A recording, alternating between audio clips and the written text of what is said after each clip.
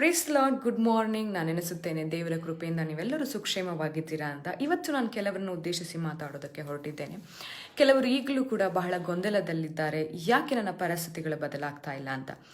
ನಾವು ಪ್ರಾರ್ಥನೆಯಲ್ಲಿ ಕೇಳಿಕೊಳ್ಳುವಾಗ ಇರುವಂಥ ನಂಬಿಕೆ, ಅದನ್ನು ಕಾರ್ಯರೂಪದಲ್ಲಿ ತರುವಾಗಲೂ ಕೂಡ ಅಷ್ಟೇ ನಂಬಿಕೆಯಿಂದ ಇರಬೇಕು.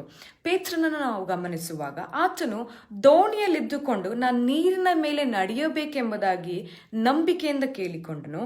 ಆಗ ಅವನು ನಂಬಿಕೆಯಿಂದ ನೀರಿನ ಮೇಲೆ ನಡೆದನು ಕೂಡ. ಆದರೆ ಅವನು ನೀರಿನ ಮೇಲೆ ನಡೆದ ತಕ್ಷಣ ಆತನ ಸುತ್ತಲಿದ್ದಂಥ ಬಿರುಗಾಳಿ ನಿಂತು ಹೋಗಲಿಲ್ಲ, ಅಲ್ಲಿದ್ದಂಥ ಪರಿಸ್ಥಿತಿ ಬದಲಾಗಲಿಲ್ಲ.